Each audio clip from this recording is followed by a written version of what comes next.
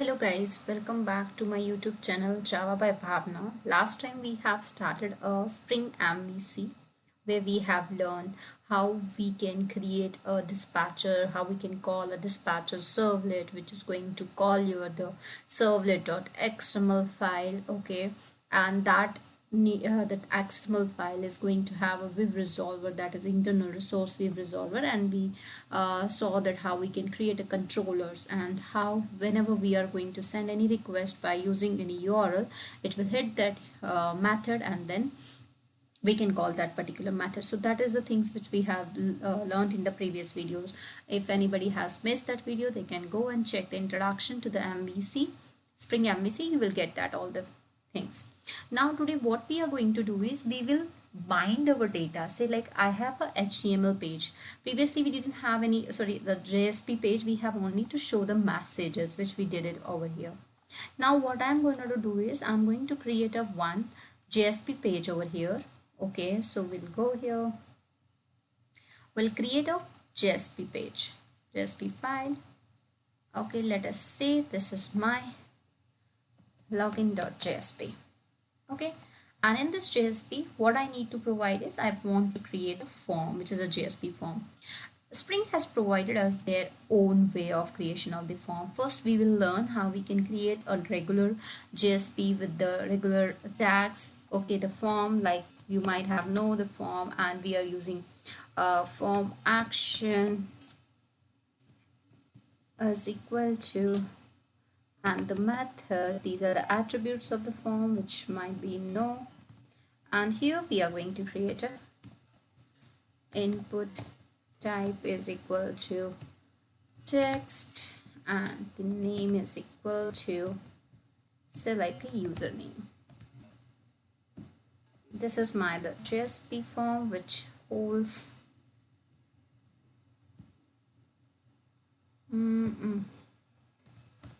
I have the username, and let us say I'm putting here the address, and this is the input type is equal to text, name is equal to address. Okay, there is type is equal to submit. So I'm just creating a form and the value is equal to select submit. Okay, so this is my JSP form. Now what I want to do is whatever the value I will pass over here, that will be a post request. Okay, because I need to insert this data either into database, or we can just, right now we are not going to use any database. We will learn how we can send this data to the module class. Okay, then there is the action. What I need to do is I will provide here the action which will become the URL. Say like this is the login. This is the URL. So what I need to do is I have already the call. When the request will come, it will go to the web.xml file. It will call the dispatcher servlet. Dispatcher servlet use a handler mapping to get the particular controller class. So my controller class is already there. That is a Spring controller class. I will go over here.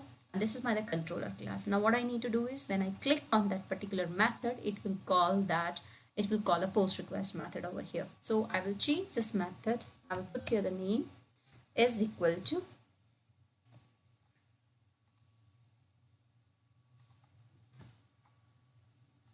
okay,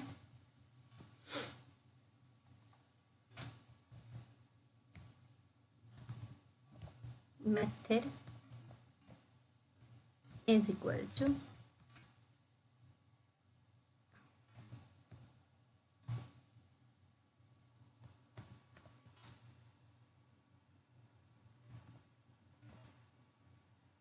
dot the post. This is the method.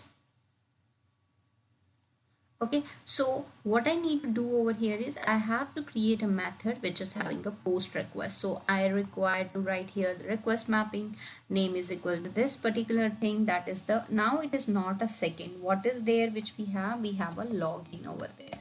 So I will write here the login. Okay, this is the name, and then I need to put a comma, which is the method is equal to request method, and this request method I need to import over here, and then it's a post method here.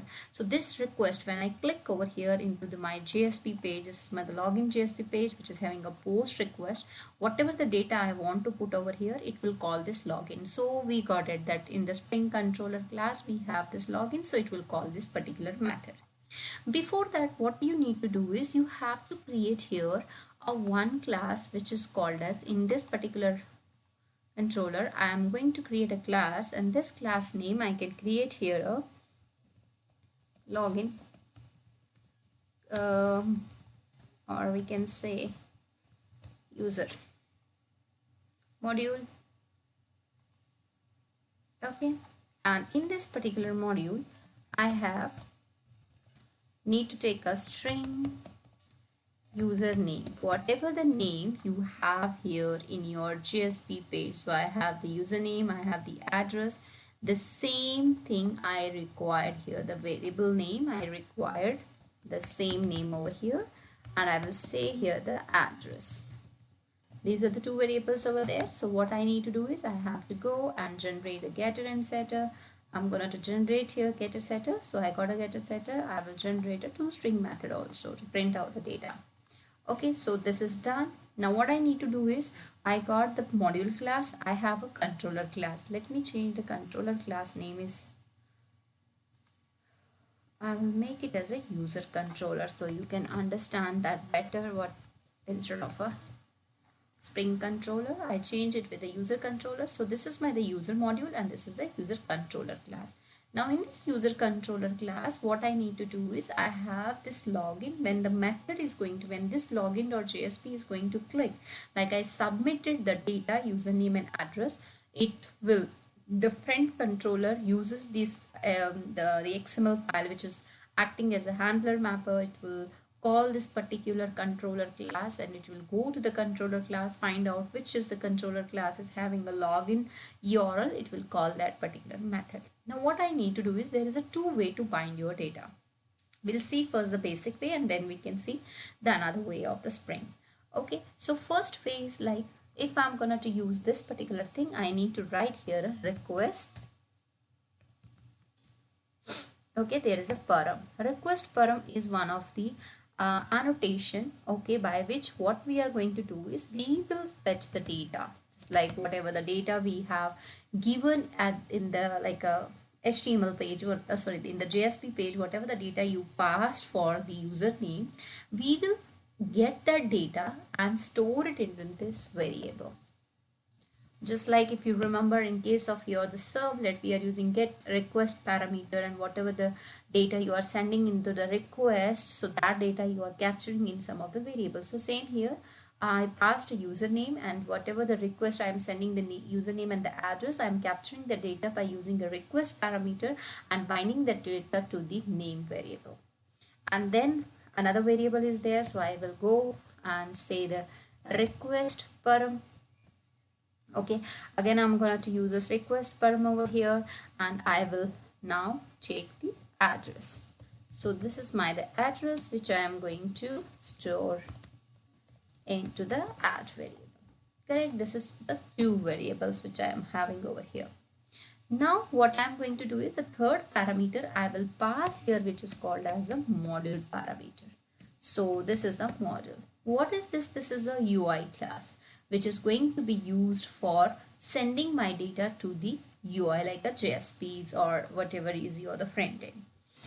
So now what I need to do is here, I will just add this module dot, there is a add attribute method. It's just like a map, key and value pair. So I required here a key, and the key is say like a user name, and the value is equal to the name which I have stored into this particular variable.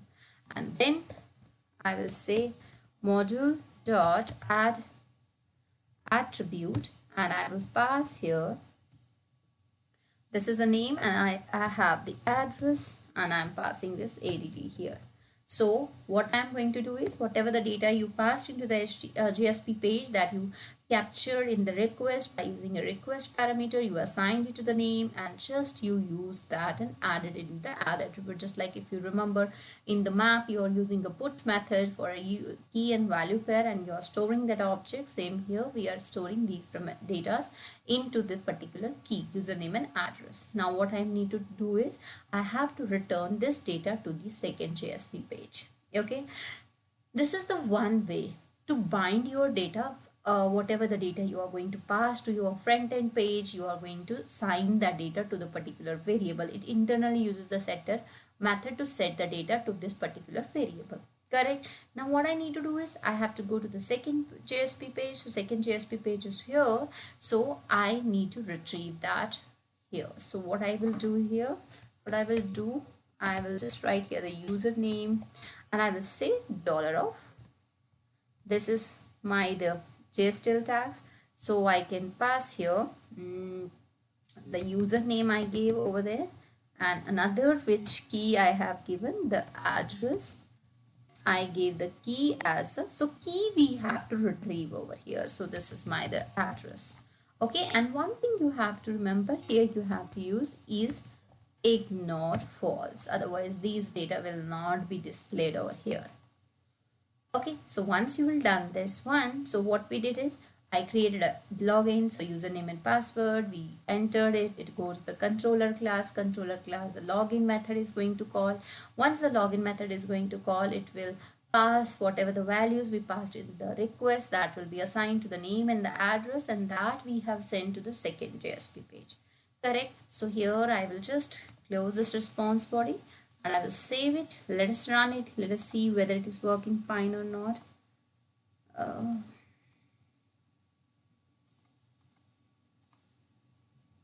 Okay.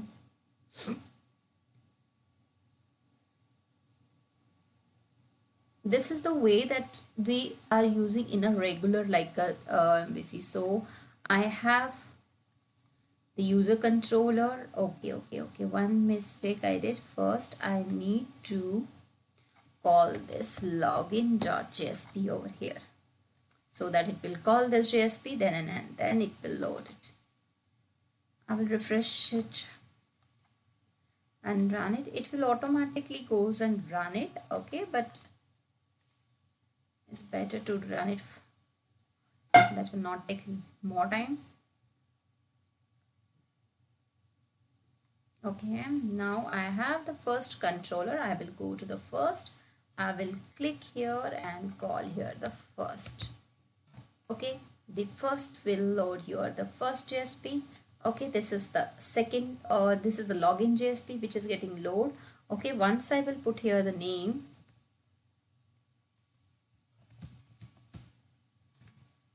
Okay, and I will give here the address and I will submit it.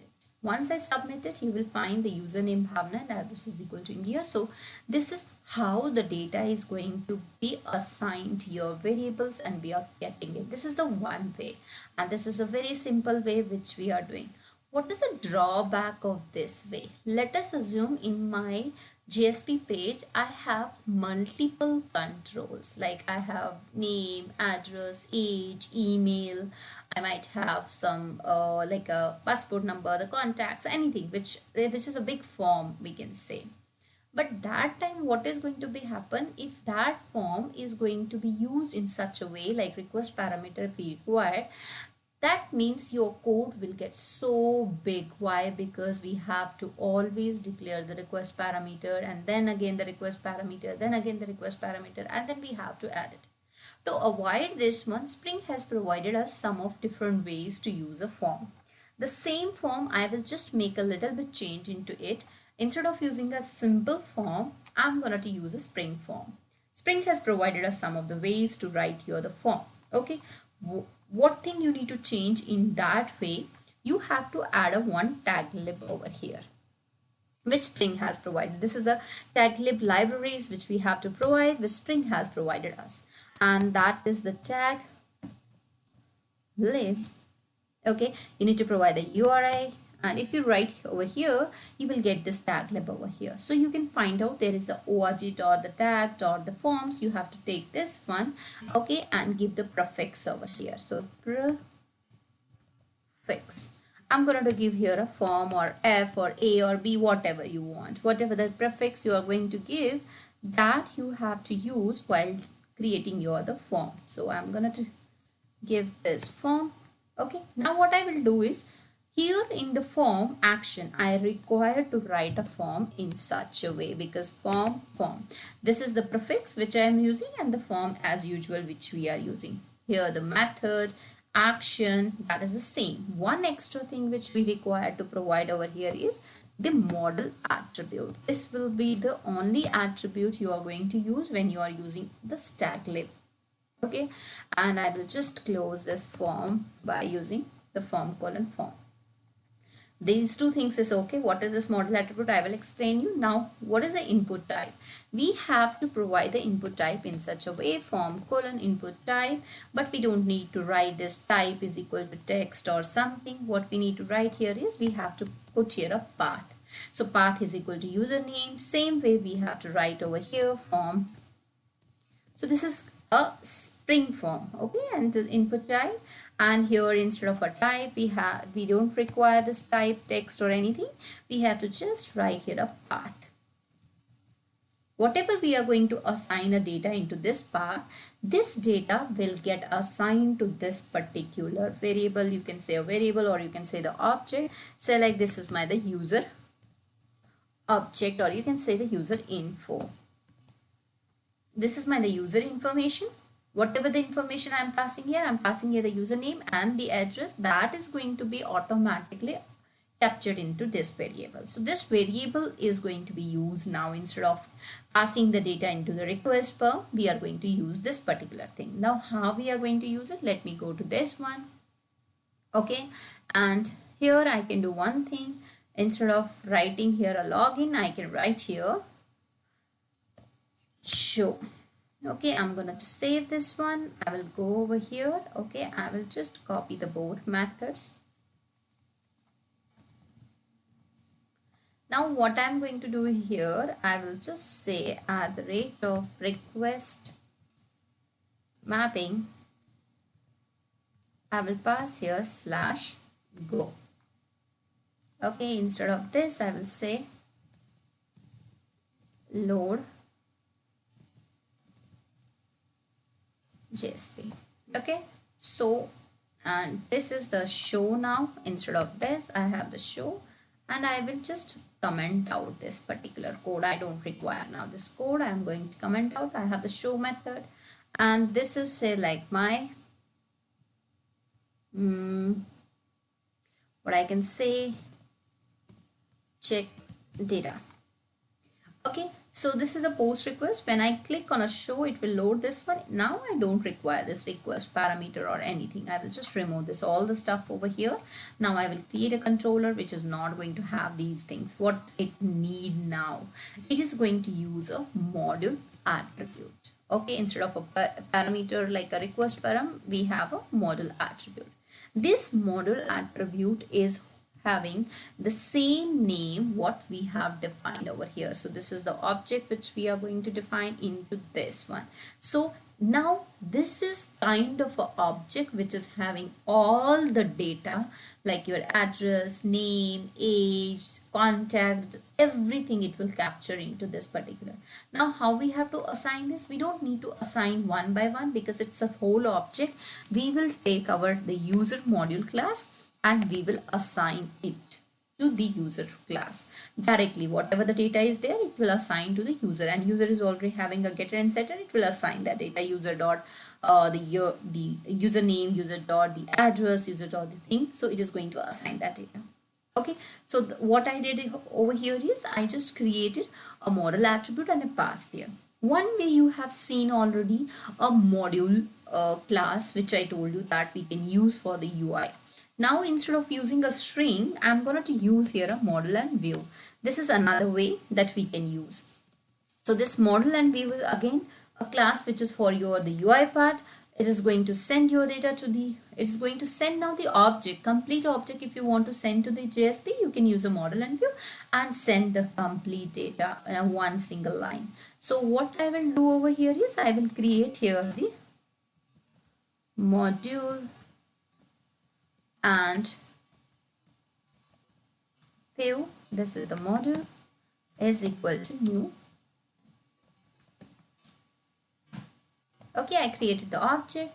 Now instead of passing this particular way, what I'm going to write here is I will say module dot add object. Okay, instead of writing a one by one, I'm going to add the complete object. So I can say here user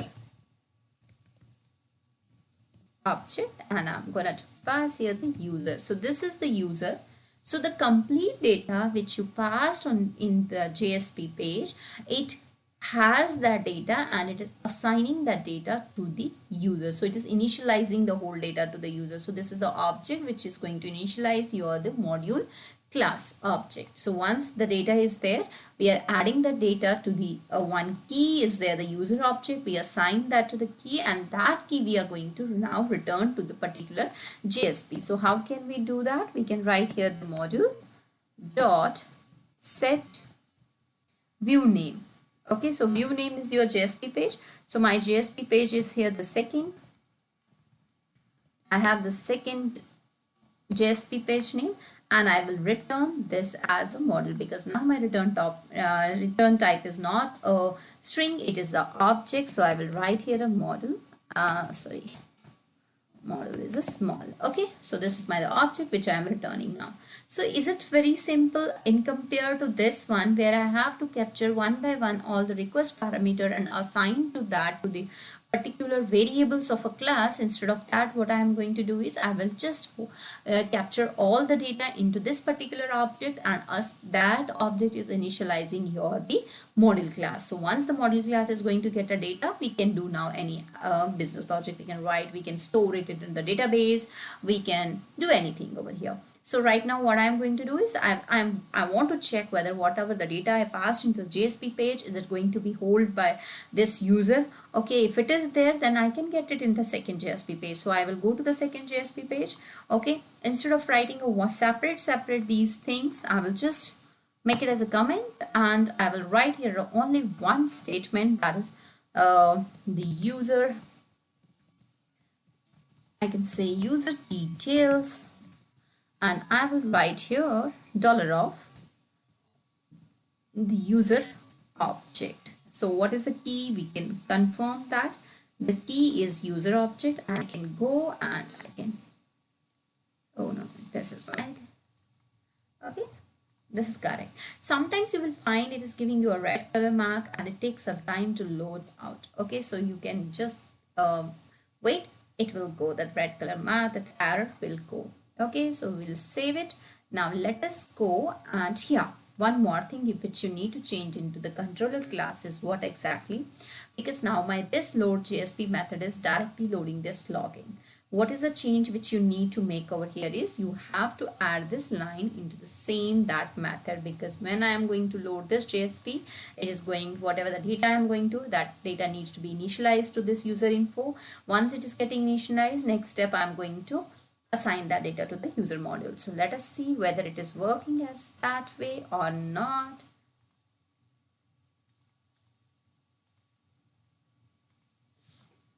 Okay.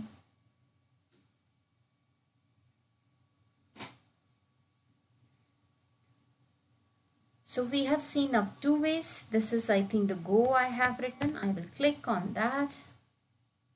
The page is getting loaded. I can put here the name. I can put here the address and just submit. You will find user detail, username is equal to Bhavna address. So it's very easy to get all the data into a one single attribute, that is a model attribute, which will bind your data from the JSP to your the user class, that is a model class. And once your model class is going to assign all the data, after then you can use that object, you can store that object into the database by using the JDBC, by using the Hibernate, which we will see one by one later in the next video. How we can use a Hibernate, how we can use a JDBC in the Spring. Okay, so this is a basic like how we can bind. So we have seen two ways. One we have seen here. Okay, if I uncomment it, we have seen the first way by using the request param.